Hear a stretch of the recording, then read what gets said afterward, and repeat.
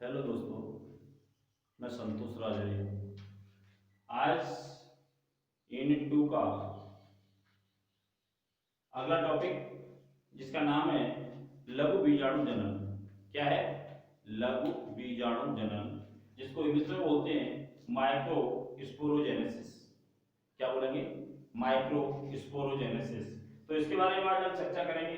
तो ऐसी स्थिति में इससे पहले हमने बीजाणुजन कोशिका के बारे में चर्चा की थी अगले टॉपिक के अंदर, और आज हम लघु बीजाणु जनन के बारे में चर्चा करेंगे। तो लघु बीजाणु जनन होता क्या है? लघु बीजाणु जनन क्या होता है, इसके बारे में आप डेफिनेशन लिखेंगे। लघु बीजाणु जनन, लघु बीजाणु जनन के बारे में डेफिनेशन में लिखेंगे आप, परागकोश की लघु बीजाणु धानी में उपस्थित, परागकोश की लघु बीजाणु धानी में उपस्थित दुगुणित लघु बीजाणु, दुगुणित लघु बीजाणु मात्र कोशिका से, मात्र कोशिका के अर्धसूत्री विभाजन के द्वारा,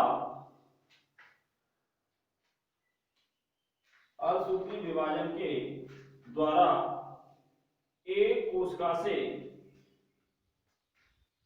4 अगुणित लघु बीजाणुओं का निर्माण लघु बीजाणु जनन कहलाता है। देखो बच्चों, लघु बीजाणु जनन क्या है? जैसे परागकोश हुआ करता था, क्या हुआ करता था? परागकोश।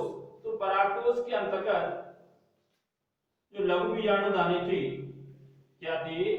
लघु बीजाणु धानी। अब लघु बीजाणु धानी के अंदर जो 2n लघु बीजाणु थे, कैसे थे? 2n लघु बीजाणु, और 2n लघु बीजाणु का मतलब हो गया दोगुणित लघु बीजाणु। और इसमें कौन सा विभाजन हुआ बच्चों? अर्धसूत्री। कौन सा विभाजन? अर्धसूत्री विभाजन हुआ, और क्या बन गया? अगुणित लघु बीजाणु। अर्थात एक कोशिका से, कितनी कोशिका से? एक सेल से कितनी सेल्स बनी? 4 सेल्स। पहले एक सेल्स थी, फिर कितनी हो गई? 4 सेल्स। जो स्टार्टिंग की सेल्स थी उसको क्या बोला था हमने? मात्र कोशिका। क्या बोला? मात्र कोशिका। और बनने वाली सेल्स थी उन्हें क्या बोलते हैं? पुत्री सेल्स। तो आज हम लघु बीजाणु जनन के बारे में हम चर्चा करेंगे कि परागकोश के अंतर्गत, परागकोश के अंतर्गत लघु बीजाणु धानी, लघु बीजाणु धानी के अंतर्गत लघु बीजाणु धानी में उपस्थित दुगुणित लघु बीजाणु, दुगुणित लघु बीजाणु मात्र कोशिका के अर्धसूत्री विभाजन के द्वारा एक कोशिका से 4 कोशिकाओं का निर्माण क्या कहलाता है? लघु बीजाणु जनन कहलाता है। लघु बीजाणु जनन क्लियर हुआ? इसको इंग्लिश में बोलते हैं माइक्रोस्पोरोजेनेसिस। क्या बोलेंगे बच्चों? माइक्रोस्पोरोजेनेसिस क्या है? तो ऐसी स्थिति में क्या है, जो परागकोश के अंदर था लघु बीजाणु धानी, और उस लघु बीजाणु धानी के अंदर जो लघु बीजाणु 2n थे, उनसे क्या बना? अगुणित n लघु बीजाणु बने, और कौन सा विभाजन हुआ? अर्धसूत्री विभाजन हुआ। ऐसी क्रिया क्या कहलाएगी? लघु बीजाणु जनन। क्या कहलाएगी? लघु बीजाणु जनन। ऐसी स्थिति में इसके अंदर जो मात्र सेल थी, केवल एक सेल थी, इससे कितनी कोशिका बनी? 4 सेल्स। ये सभी ये टॉपिक अपना कहलाएगा लघु बीजाणु जनन। और अगला हेडिंग आ रहा है, एक दूसरा है प्राथमिक बीजाणुजन कोशिका। क्या बोलेंगे? प्राथमिक बीजाणुजन कोशिका। अगली हेडिंग लिखेंगे प्राथमिक बीजाणु जन कोशिका। हेडिंग डालेंगे सभी।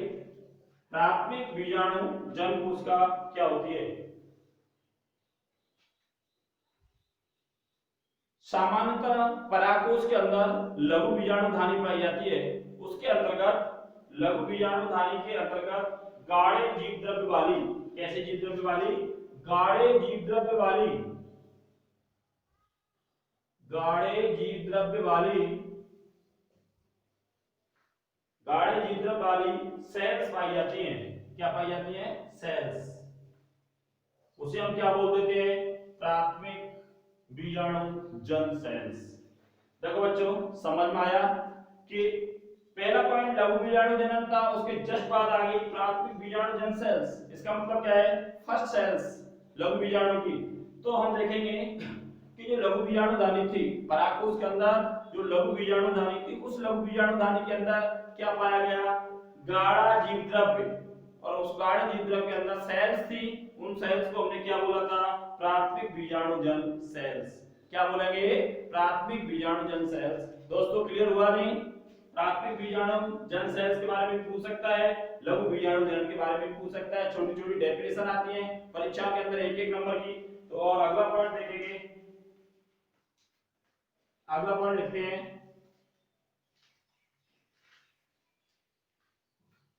अर्धसूत्री विभाजन द्वारा परागकणों का निर्माण अर्धसूत्री विभाजन द्वारा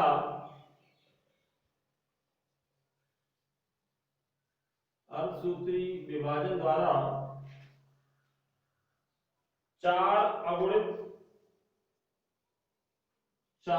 अगुणित